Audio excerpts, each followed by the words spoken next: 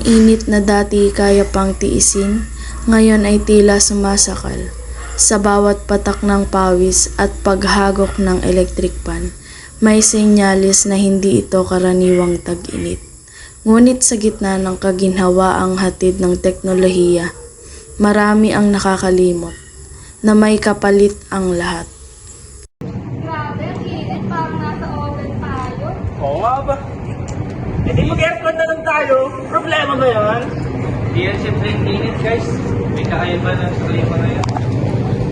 Ang araw na nagsimula sa matinding init, biglang napalitan ng unos, ulan, kulog, at kidlat, sa panahong dapat ay tuyot.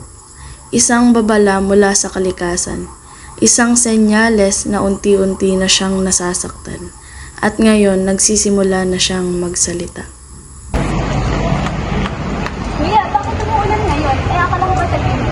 Yan ang epekto ng climate change ngayon. Hindi na regular ang panahon. Ulan sa tag-init, at tuyot sa tag-ulan. Nalilito ng kalikasan. Sa mata ng kabataan, misteryoso ang pagbabagong ito. Ngunit sa karanasan ni Tito Lito, malinaw ang dahilan, ang sariling gawa ng tao. Sa pagputol ng puno sa kagubatan, sa pagkalat ng polusyon, at sa labis na pagkonsumo ng enerhiya. Tayo mismo ang nagbukas ng pinto sa kaguluhan ng panahon. Eh bakit nangyayari to, Kuya Lito? Dahil sa gawain natin mga tao. Lahat ng puno, pinuputol, sinusunod ng basura, masyadong umaas sa kuryente.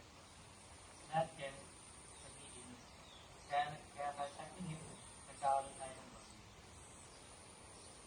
Nakakatakot naman yun.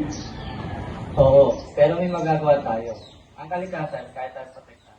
Ang mga puno, kayang umigop ng tubig sa tao. Ang mga kololit, pananggang sa bagyo. Ang mga hayop ay balansing. Ngunit hindi pa huli ang lahat. Mula sa kawalang pakialam, unti-unting sumisibol ang kamalayan. Sa simpleng pagtatanim, sa pagbabawas ng kuryente, at sa paggalang sa kalikasan, nagsisimula ang pagbabago. At ito ay nagsisimula sa mga kabataan.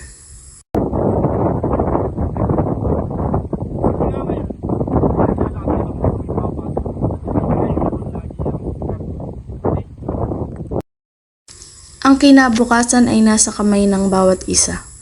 Hindi kailangan ng malaking hakbang upang magsimula. Sa panahon ng pagbabagong klima, ang katahimikan ay hindi opsyon. Maging boses ng pag-asa, maging bahagi ng solusyon.